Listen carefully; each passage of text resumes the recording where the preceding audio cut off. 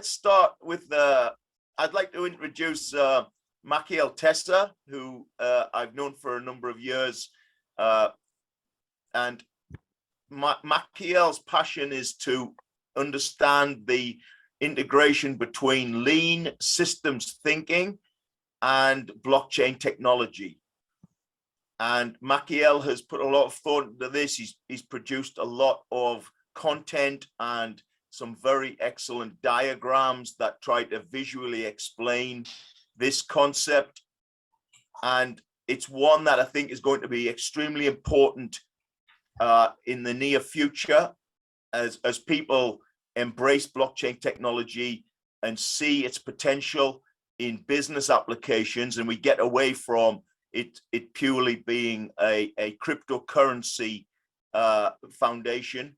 So with that, I'd like to hand over to Machiel, and let's hear about it from you, Machiel, please. And I'll try and interject or add anything that I can. Thank you.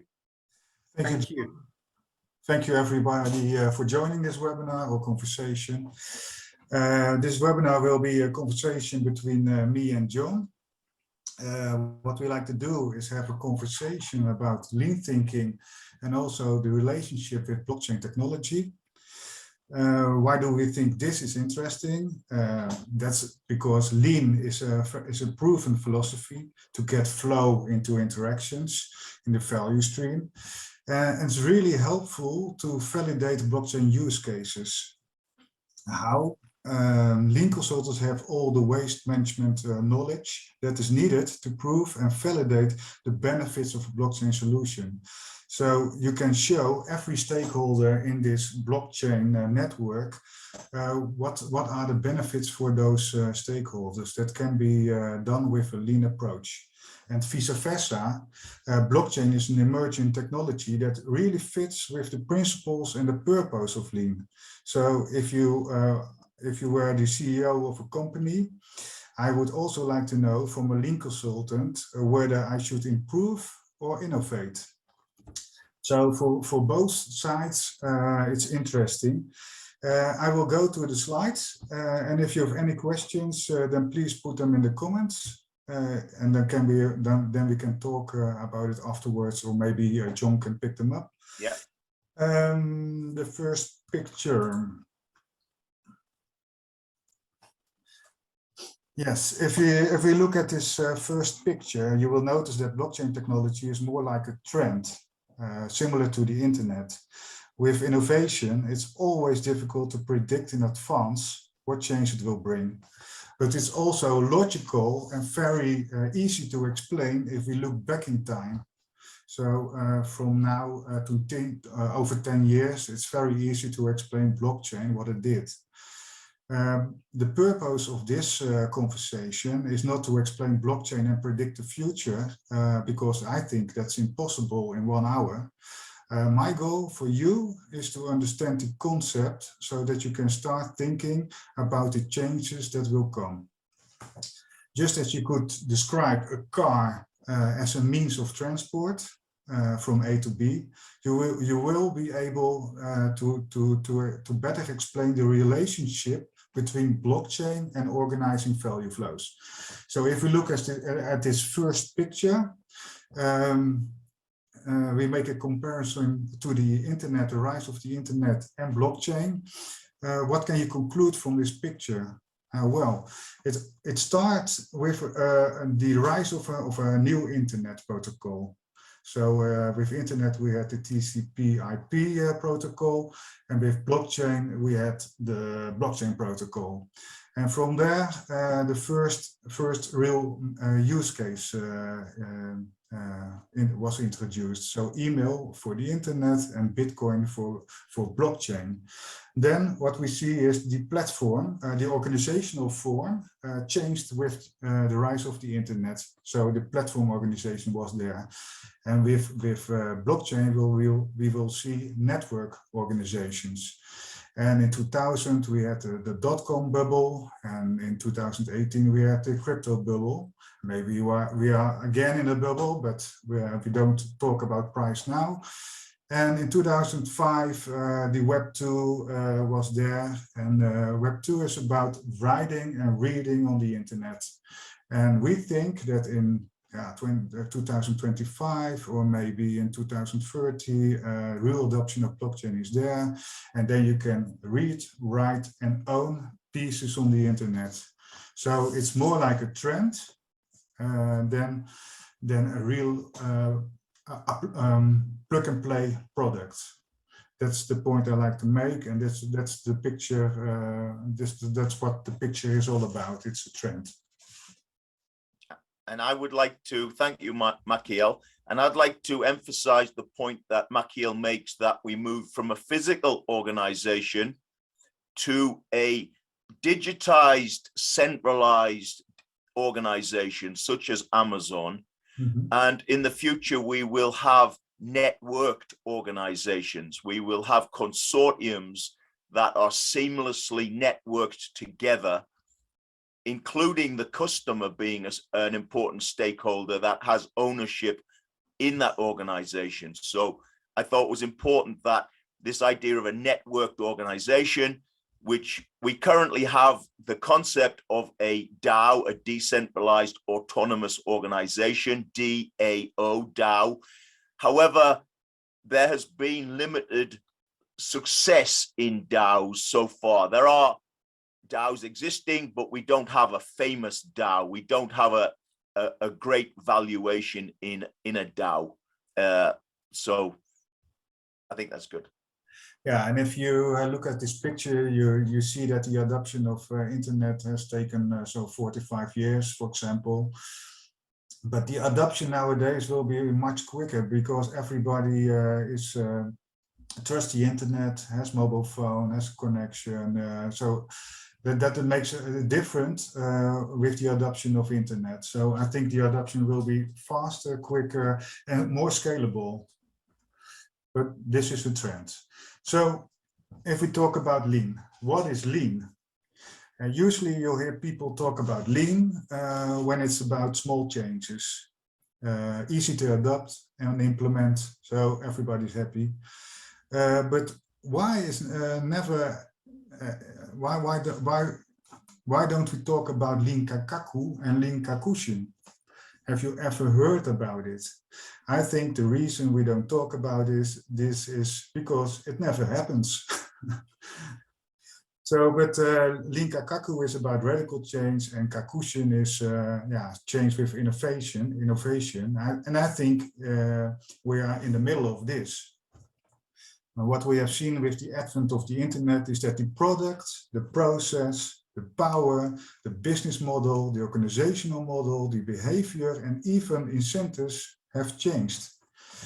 And also the underlying mental model, and that's very important, because if you think back of the 90s, did you have the need for a mobile phone? Nobody needed a mobile phone, but it's now the most addiction at the time. So everybody's addicted to swiping. So we couldn't foresee that. And the internet is only about transferring information flows. And with blockchain, the change will be that we transact values. And that's that's the reason that I think it has the same changes, big changes as the internet, and we can predict them beforehand, but they will be big. It will also change the product, also change the power, also change the process, also the business model, incentives, organization model. So yeah, it will change a lot. Yeah, fantastic. Very good, Machiel. I'd like to make the point here that there are many examples of kakushin actually in the business world. However, within lean thinking and the lean world, kakushin isn't talked about so much. Lean thinking is very much about small incremental improvements to your organization, that we are assuming we have a robust business model and that business model just needs improving upon.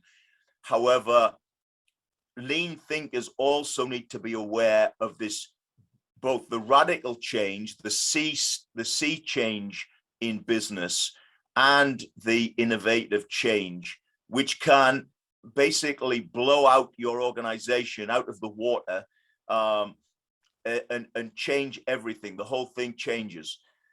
But as I say, lean thinking and the concept of lean, the way we teach lean, the way we train lean, is generally the Kaizen approach, the continuous improvement approach. And I think there is room within lean thinking now to have people understand about the Kaikaku and the Kakushin. And we've got John, Jack entering the room. Just asking a quick question, John. Would Kaikaku be analogous to Damadvi within Lean Six Sigma, would you say? Developing a new product or service? Correct. More like, yeah, design thinking, design for Six Sigma. It is like a change of a product, a change of a service, radically changing it. It is more that. But I think exactly, design for Six Sigma and DMA DV has both Kaikaku and Kakushin elements to it, or should have. But I don't think the way it's trained has enough of the innovation element to it. Yep. Hello, Jack. How are you? He's listening in. Okay, thank you. Great. So I go to the next slide. Yes, please. Okay. Yeah. Lean accounting.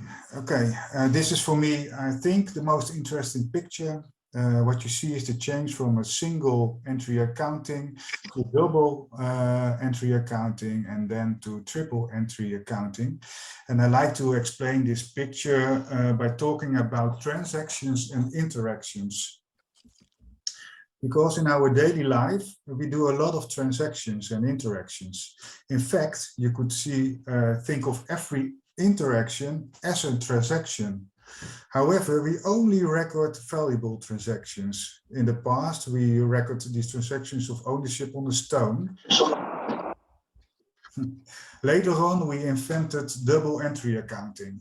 So transactions that represent value have been recorded for many years, kept in ledgers, and managed by third parties or intermediaries. But what is the function of such a ledger? With these ledgers, a person can prove his or her property, and this acquires value in social context. So it's a proof of an achievement or ownership, and ownership gives access to something. So it really is the basis for doing transactions in social context. And why do intermediaries or third parties exist to keep those records? Those intermediaries exist because we can't trust each other on the blue ice. So the role of those third parties is to organize trust in our interactions. For doing this, the customer pays a fee or administrative cost, or for advice, or for a copy. They can, maybe those intermediaries or a third party exist because there wasn't another option. And that's where triple accounting is all about. With triple accounting, the role of the intermediary is partly or completely replaced by the function of a blockchain. It's a shared and synchronized ledger. So it's a shared reality between stakeholders in a network. So it's does everybody understand what triple accounting is all about?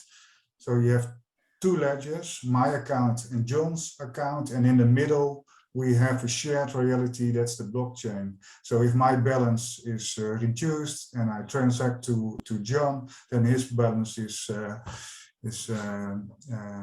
do you call it? Credited. One is reduced, one is debited, one is credited. And the third party is now the blockchain. So this is really, it really reduces the throughput the cost, the reliability. You don't have to retype all the information. It's a pull system. It's not a push system anymore. And if you think of this concept, then you can really see the waste getting out of the process by the triple entry accounting design. I really recommend to think of this for yourself. What would happen if we share the same reality in a network? I actually would like to just make a comment, Machiel, that in general, people have accepted the fact that the name triple entry accounting can be confusing in itself. And the reason is that, and I just went up to get some props. If we have two parties that both have double entry accounting, so Judy here has double entry accounting for Judy's accounting system, and Winnie here has double entry accounting for Winnie the Pooh's accounting system. Now that's what's called double entry accounting, debits and credits. They're both keeping track of debits and credits. Now the word triple comes in just because there is a central party where my head is, which is the blockchain ledger. And that is keeping track of both Judy and Winnie's transactions. So it's a third storage of information. But I think it's a bit confusing, the fact we call one party's accounting system double entry, and then we have another double entry, and then the middle part is the triple entry. So we have like two double entries and then a third party. Yeah. Just a question, if I can, please. Yes, please. So, as I know, the blockchain is famous for anonymity, but as I see, there is a trace of all the transactions, operations inside this blockchain, because you said before they keep trace or something similar. Yeah. So, how do you explain this? Yeah. Okay. Could I have a go at that, Machiel? Blockchain was actually not really designed for anonymity. It can have anonymity, and there are blockchains that their selling point is the fact that they create anonymity. Mm. However, a bigger use case for the blockchain is actually the opposite of anonymity, and that is transparency. That the blockchain can actually be used as a means of transparency, or that we set permissions as to who has the right to see the details of each transaction. So we can have permissioned blockchains in which we set permissions. There are many different varieties of blockchains that use the same underlying technology, the same underlying protocols, but there's different flavors of them. There's different versions of them. Okay. Can I add something to that, John? Because for me, this is really a design principle. You have to look at the data and what can you share about this data. And maybe you don't have to share anything of data, but just answer a question. So if you think of the age of a person, you can have the question, is this person older than 18 years old? And then you get a green light. So it's not sharing all the data about this person. It's just the answer that you would like to hear. So in supply chain, maybe you only need a Kanban or notification that something is shipped, or that and what is in the documents, but only the notification or the Kanban, the signal that something has arrived, that somebody has agreed on this is enough. We think we have to push all the information through the chain, but that's not necessary. You just look at the participants, who is involved in this network, what will they do, and is this done or not? So it's more a signal or notification. And besides that, there are technical solutions to prove that something has happened without sharing any information. And this is known as zero knowledge proof. But this is a technical solution. What I like to say is you design the network based on the data that you want to manage. And you don't have to share all the information. So it's more a design principle. But it's very important because it should be regulated and should be compliant with rules, of course. Otherwise, it's not a real business application. Okay, I will go to the next slide, John, with your permission. Thank you. Sure, absolutely. Okay, standards. Yeah. This is a picture about a story about the 6 blind men and the elephant. So everybody sees a part of the elephant, and everybody has his own mental model and is talking about this creature. Somebody from an organizational science, or of a governance, some think it's code, it's legal, but it's everything, because it's like the internet. And the internet also evolves everything and everyone. And what makes it difficult is that everyone has his own perspective on things, mental models, goals, vision, incentives. So even words can be confusing. Some people are talking about crypto, which refers to the security methodology. And other people are talking about coins. They've heard about Bitcoin, which is actually a medium of exchange. And some people are using the term tokens. Yeah, so this presentation is not about crypto, not about coins or tokens. The point I like to make is that blockchain is hard to explain because it's more like a trend, not a plug and play product. And yeah, we should create standards. So those tokens we create are standards to communicate, cooperate, and coordinate in a network. So it will create a level of conversation, and a shared level of conversation, shared reality, and that's the great thing of it. And if you want to learn more about tokens, I really can recommend to read the Liechtenstein Blockchain Act paper. It's a paper, it's published in Liechtenstein, and it really explains very good what are the possibilities of tokens, I think. It's easy to read and adapt. Yep. So for me, John, what I like to make, we need standards. So we talk about the same thing. So we can also integrate SDG goals. We can also integrate. So we talk about the same thing. So we can make a change more circular, more sustainable.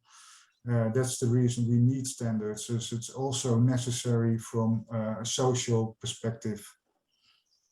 Yes, thank you, Machiel. And I think I would like to add there that possibly the #1 goal of Lean is to create standard work. Standard work is fundamental to Lean processes. And we've always struggled with how to standardize, for example, a unit of work, a unit of value, a unit of trust. Very conceptual elements, right? Blockchain is moving us towards this concept called tokenization, where we can actually start to track things like the value that is flowing through a process from upstream to downstream. Again, the principle of the flow of value is fundamental to Lean, and yet we have been struggling as to how to track the flow of value, and for everybody to be aware of where the value has, for example, a bottleneck. And this is an advantage of tracking value through tokenization. Yes. For me, tokenization is the building block of value. You can create an NFT of something of value and follow it the whole chain. And it will also build a lifecycle management because all transactions on this asset will be recorded. So yeah, it makes a life cycle. But I will go to the next slide, John. Yeah, this is just about creating standardized work, standards. Yeah, thank you. Okay, so blockchain is basically a time stamping tool. It keeps track of who, what, and when, and it enables a proof that something has happened. So you can get a notification or a Kanban. The start of every interaction is linked to an identity, so that it has an owner. If you compare this with the internet, with the rise of the blockchain, you could say that the email made it possible to transfer pieces of information between people. And with blockchain, this email will be replaced by wallets. And those wallets need a wallet owner, an identity. So for humans, this identity is called a self-sovereign identity. You can read it at the left. And you can also think of identities for things and organizations. So even your refrigerator can have an identity. But I think for this conversation, it's a little bit out of scope, but it will be a world of identities. Even a tree can have an identity, and I can donate some funds to this tree. Thank you for the oxygen, for example. To be clear, in practice, it is important that someone can demonstrate that she or he is owner of something. The numbers and balance are relevant, the registration and verification, and the access to the data. If you do this, you can imagine if you put all the daily interactions on your identity, then it will become your identity, your history, your reputation. So if I timestamp all my interactions on my identity, so if I have a wallet and I could do this, then it really gets, really fits with my reputation and what I am. So for things, if you think of an asset, it will foresee in a lifecycle management. Normally, we need a trusted party to prove something and make this proof trustworthy. But in the near future, blockchain will replace this third party with credentials, with attributes, with claims. And it all started with money, so like Bitcoin. But the token can also represent your spare time, your attention, voting rights, diplomas, authenticity, quality of products, the origin, weight, the location. So you can prove all kinds of things. And that's the real promise of blockchain. And that's why it's very interesting from a lean perspective. So it's a world of identities, John, and Yeah. from identities you can send information valuable for somebody else. Yes, and if I may just add to that excellent point, the digital identity in the form of what we call your wallet. Now, the word wallet you'll hear a lot when we talk about blockchain. The wallet is not actually where you store your tokens or you store your coins like you would imagine. A wallet in a physical world is where you store your money. A wallet is actually where you are storing your identity.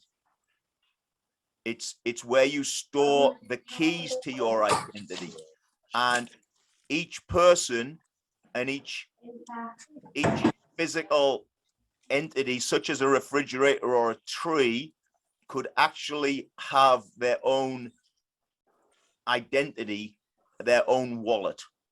And as transactions occur, these are recorded.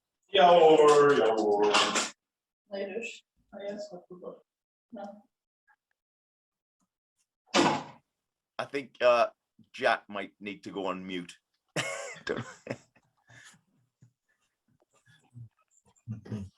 Okay. I think we've got time for a question on that at this point. We're not taking questions really until the end, but maybe a quick question for this one about identity wallets. The fact that it's a way to record with a timestamp of who, where, what happened, including something like a tree being cut down or a refrigerator that is running low on Freon or needs more milk. This is the idea. Hey Jack, I think you're could you put yourself on mute? You should be able to mute him, whoever's Oh, owning the call. I'm sorry. Yeah, absolutely. See? Yeah. Yep. Thank you. I was just going to ask John, so this identity makes a lot of sense to me, but where is it stored? Because obviously people worry about their sharing their data with these sort of chains and now networks we're sharing data with. Where is it stored, and what safeguards are in place to stop the other side seeing your identity? Yes.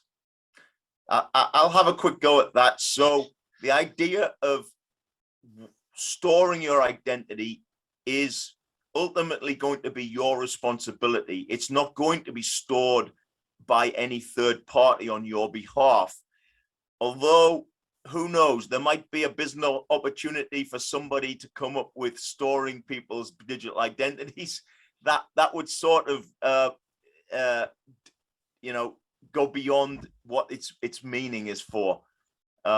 So let's say you can store that digitally yourself in your own hardware wallet. You can store it as a paper wallet with it written down somewhere.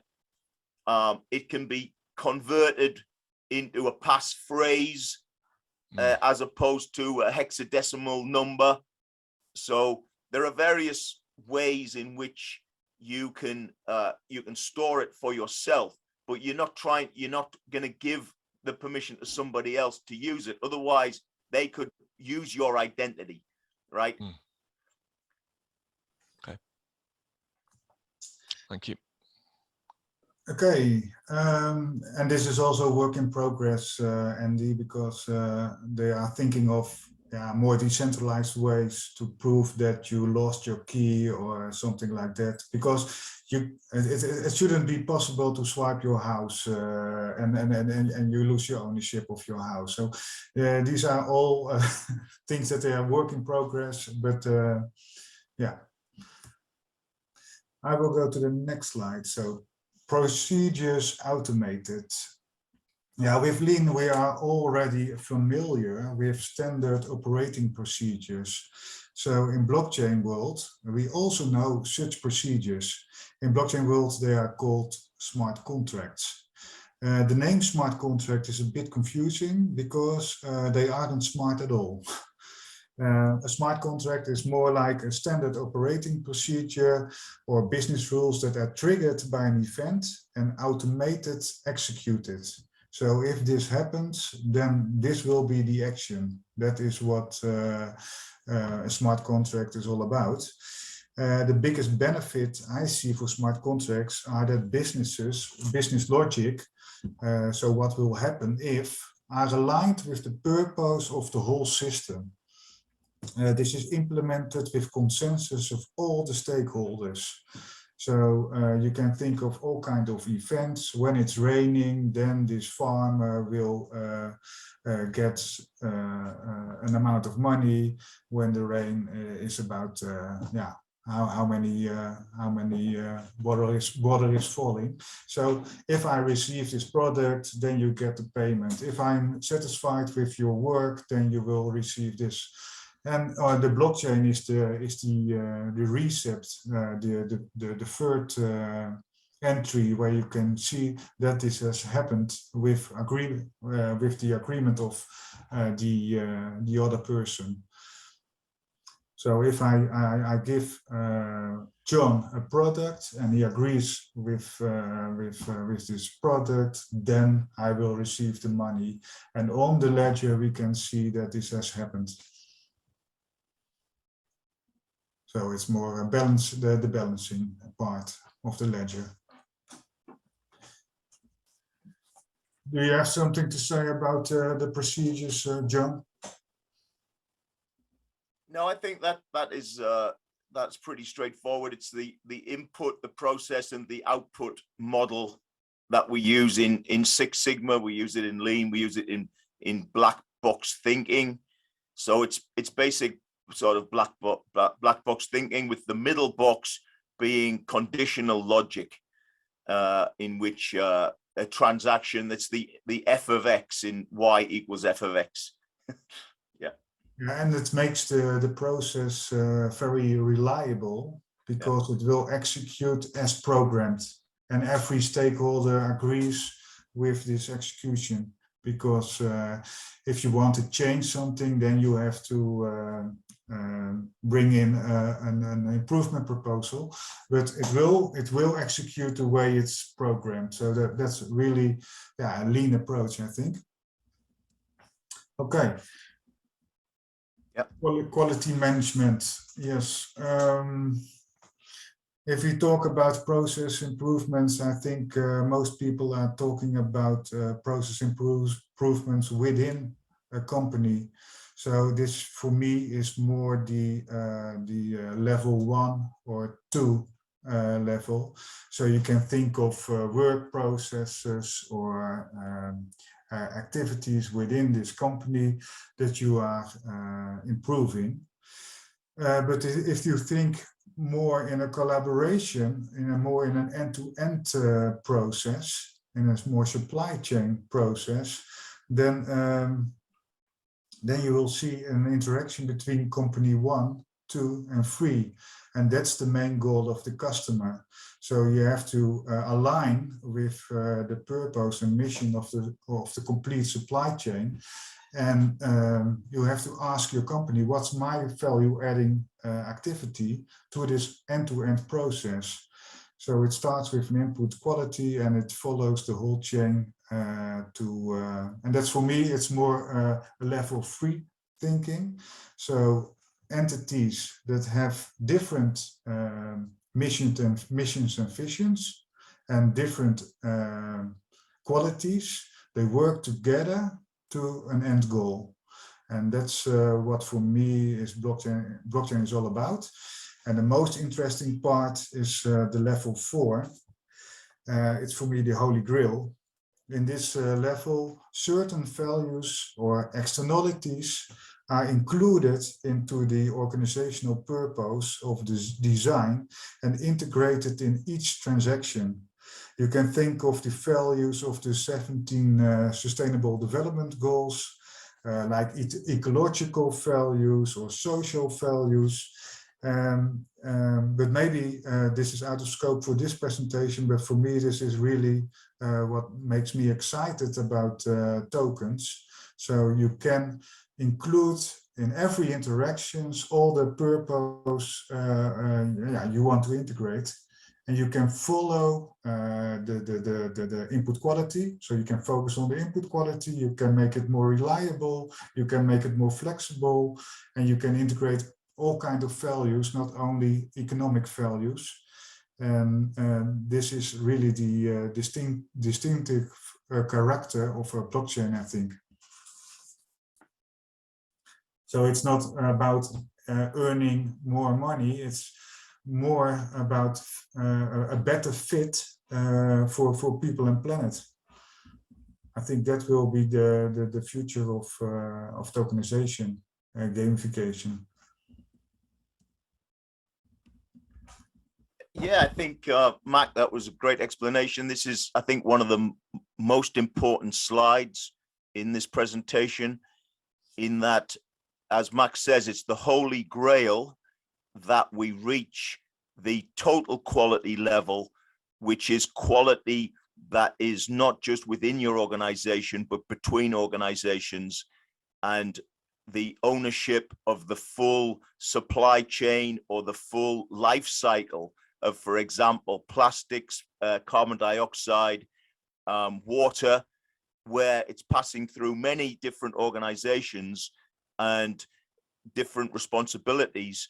and the total quality of that system is very difficult to manage and measure. And we've been struggling with that for decades, the idea of total quality across and between different organizations. Yeah, and the main struggle with every change is that everybody knows that something has to be done. Some people also feel that something has to be done, but just acting is very hard to do. And I think with a token, that is a way to act. So you can include certain values into your daily business that will align with the sustainable development goals. So you are not only thinking, not feeling, but you are really acting. And that's for me the whole holy grail of how to improve values for planet and people, because without the planet, it's hard to do business.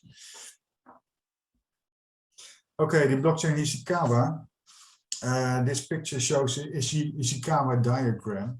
It's better known as a cause and effect diagram. And on the left side, I have put some main elements of a blockchain. So transparency, standardization, distributed truth, so shared reality, and also trust, because it's programmed. It's consensus in the network.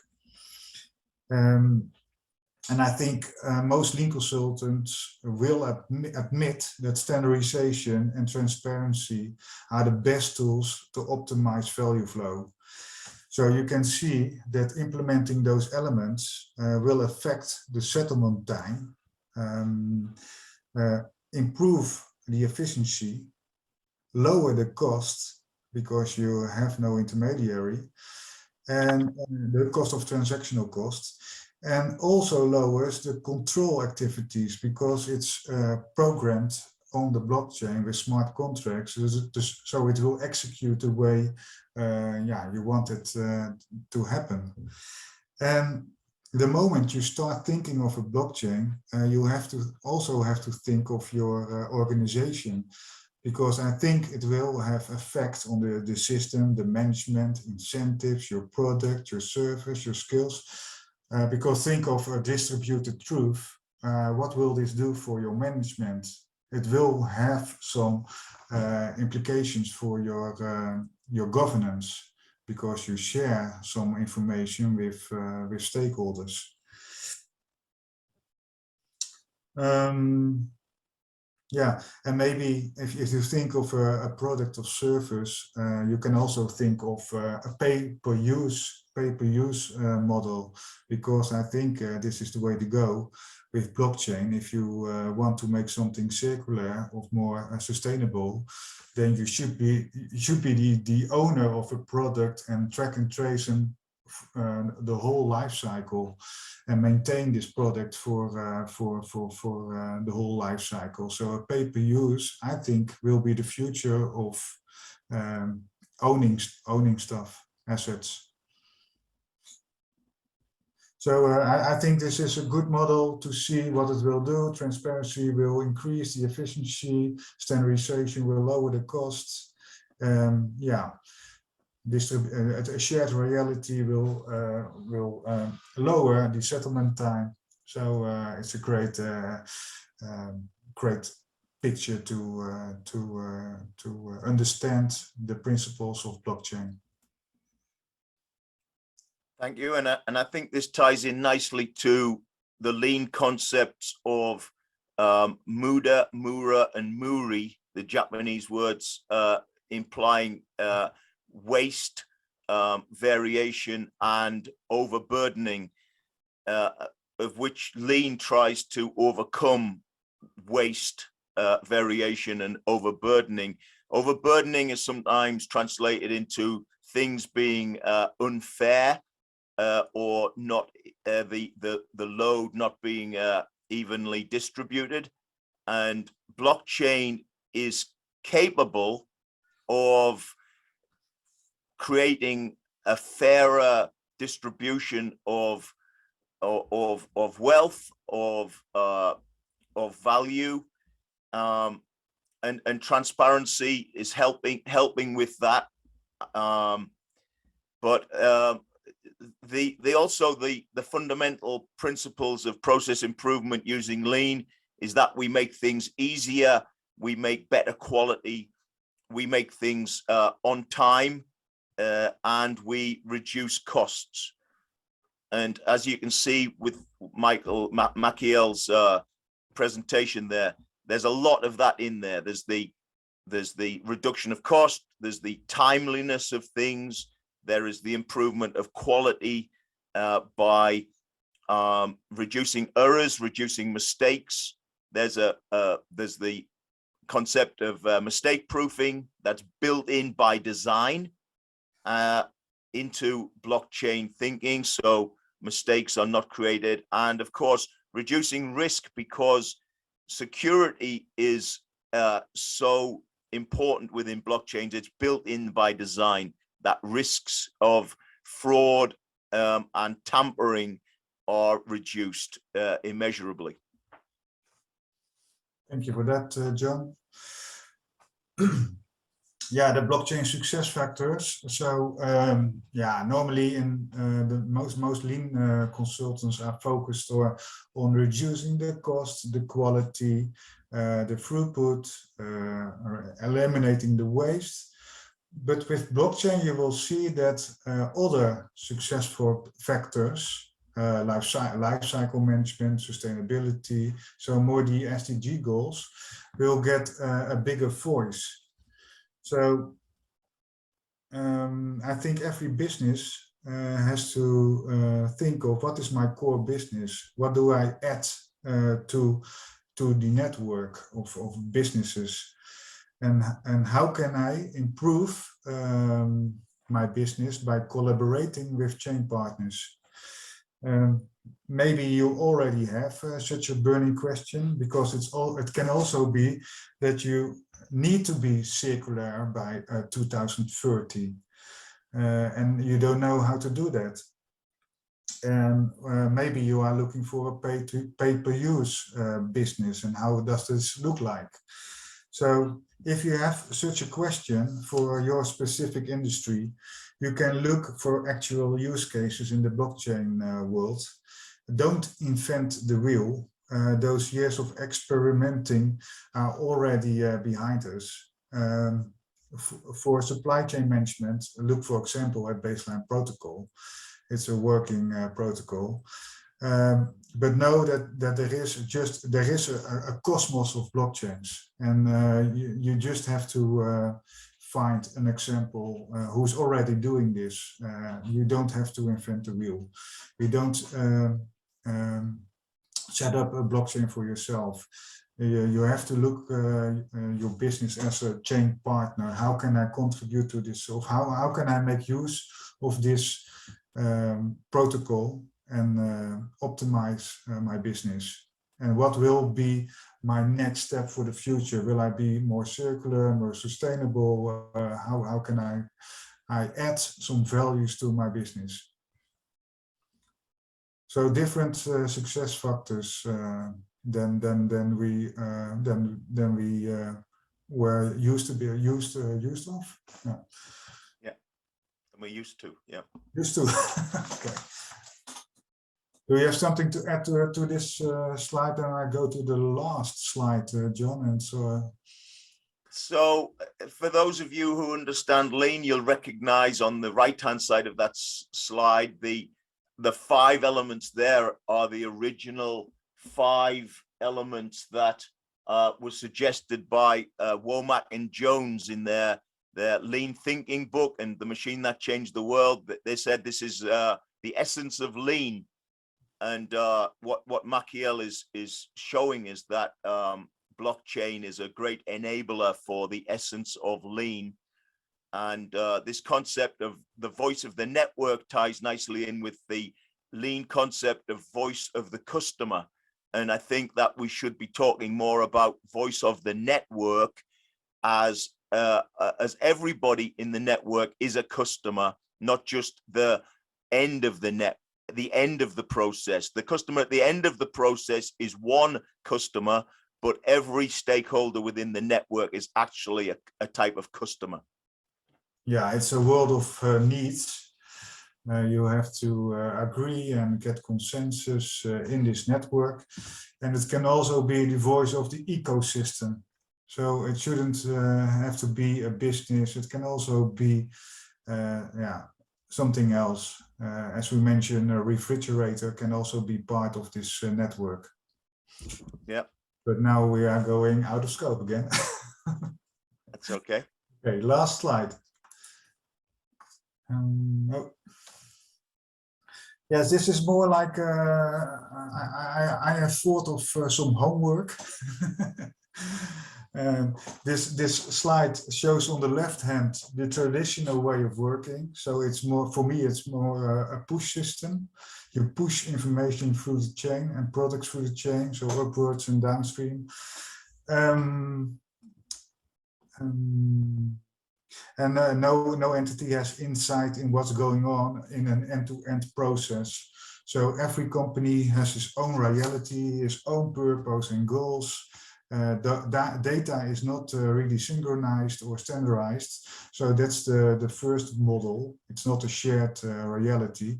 And the second model is more a pool model. This is not a centralized model. This is just the triple entry accounting.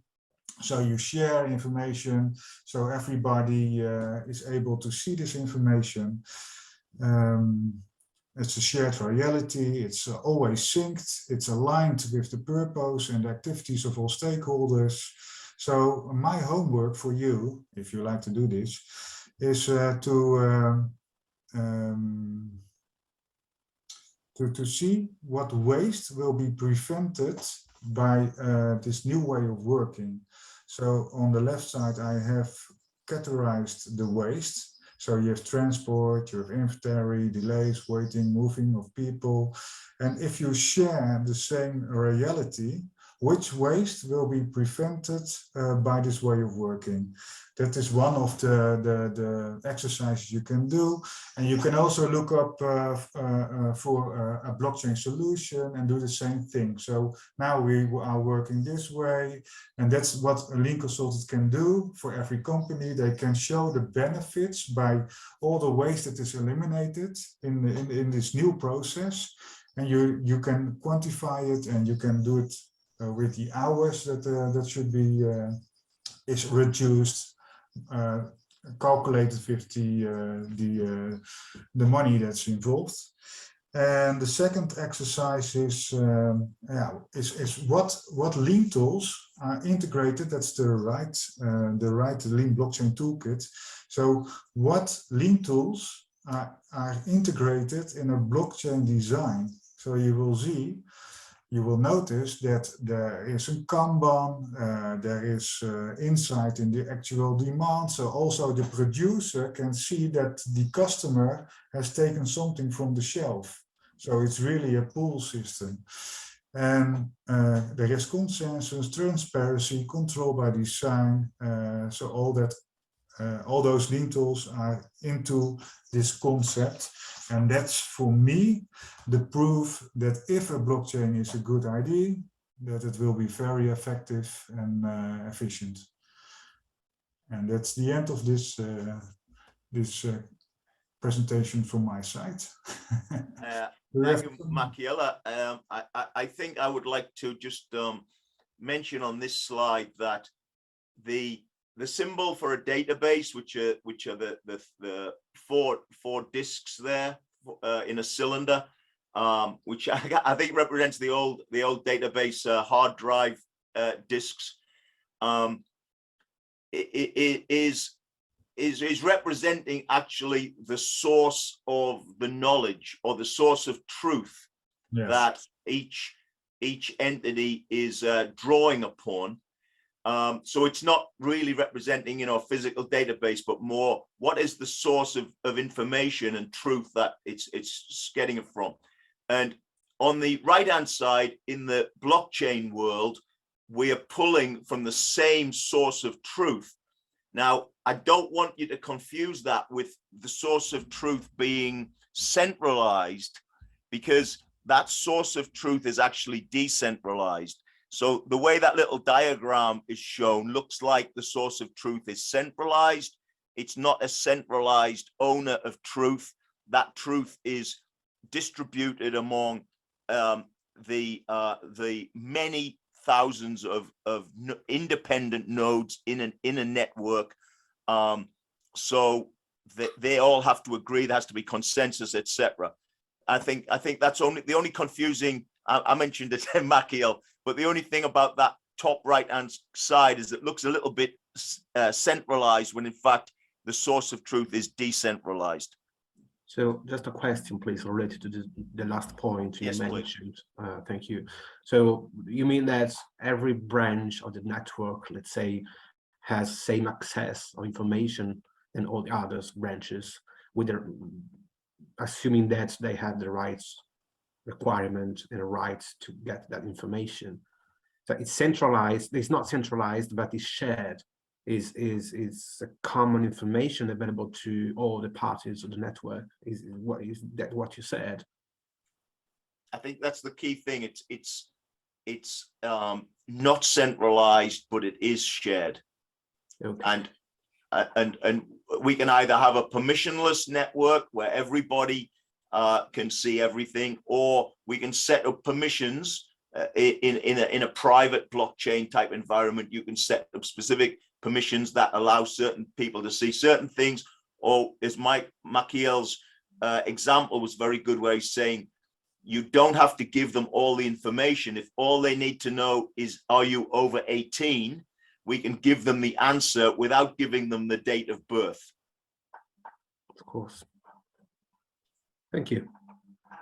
Yeah, that's also a new way of thinking, that you don't share all the information, but that you need an answer on a question. And you can answer those questions with red or green light. That's enough. Yeah, that makes sense. Yeah. Okay. For me, this was... Well, the timing was perfect. We tried to do a 1-hour presentation and it was spot on, Machiel, very good. Are there any questions about this presentation or comments? Well, actually, on my side, I have a lot of questions, but they are more related to my lack of knowledge of not the basis, but a bit more than the basis. So what you actually provided to me is just a reason to go deeper, right? I catch the sense of what you said, but I need to have my own, let's say, investigation, information, whatever. Yeah. So thank you for this. I very appreciated that. Yes. Thank you for joining us. We can find us on LinkedIn. And if you want to start send any questions you have as you do your studying, if you have a question, myself or Machiel would be happy to, try and help. I won't miss. Thank you. Yeah, it helps to deep dive in a specific application, because now we are talking about the concepts of blockchain and why this is revolutionary. But I think it really helps if you deep dive in a solution, and maybe you can use this slide to learn about the ways that is getting out of the system, and which lean tools are integrated in the design. So that makes it a great idea. It is a proof, because lean is a proven philosophy. I believe the presentation in terms of slide is very effective. Is there the possibility, please, to get that in a file? I have those slides on my website, but I can send it to you if you connect me with LinkedIn. Of course. So I will connect to your account on LinkedIn, and we can arrange how to, give me the file if possible through website or directly file, whatever. It's fine. All those pictures are available on the internet and on my website, and there are more pictures, of course. But if you need something, yeah, just appreciate it. It's like a distributed ecosystem. Thank you. Thank you. That was excellent. Really, Okay. really good. Excellent. Well, Thank you so much. thank you very much. We'll see you online and in other presentations or on LinkedIn. Thank you. Hopefully. All right. Bye-bye. Bye-bye. Thank you for Bye-bye. Thank you. Thank you. Thank you. Take care. Bye-bye. Thank you, Franco. Thank you, Jack. Thank Bye-bye. you both.